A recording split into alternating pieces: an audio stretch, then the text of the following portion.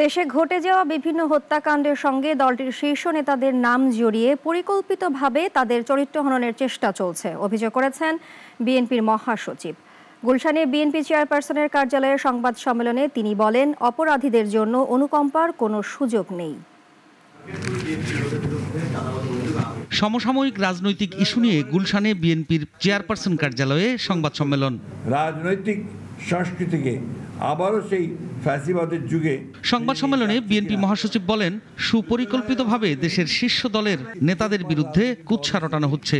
অপরাজনীতি প্রতিহত করতে সরকারের উদাসীনতার বিরুদ্ধে নিন্দা জানান তিনি। সুপরিকল্পিতভাবে দেশের বৃহত্তম জনপ্রিয় দলের বিরুদ্ধে কুৎসা রটনা, উদ্দেশ্যপ্রণোদিতভাবে দলের শীর্ষ নেতা, যিনি শুধু একজন ব্যক্তি নন, যিনি দীর্ঘ 1.5 যুগ ধরে পরিচালিত স্বৈরাচার পতন আন্দোলনের প্রধান নেতা, সাফল্যের কারিগর, গণ অভ্যুত্থানের প্রাণপুরুষ, তার বিরুদ্ধে অশ্লীল, কুরুচিপূর্ণ এমন বক্তব্য প্রদানের বিরুদ্ধে আমরা তীব্র প্রতিবাদ, নিন্দা ও ঘৃণা প্রকাশ করছি। মির্জা ফখরুল বলেন, মিটফোর্ডের সাম্প্রতিক হত্যাকাণ্ড রাজনৈতিক উদ্দেশ্য প্রণোদিতভাবে ঘটানো হয়েছে কিনা তা নিয়ে যথেষ্ট সন্দেহের অবকাশ রয়েছে।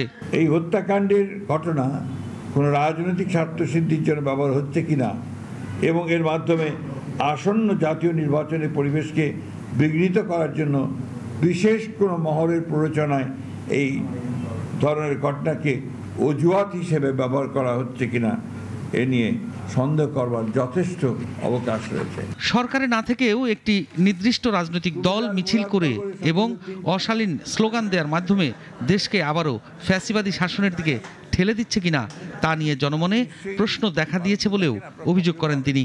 এর মধ্যে যা যা আমাদের বলার। সাইফুল শাহীন, নাগরিক, ঢাকা।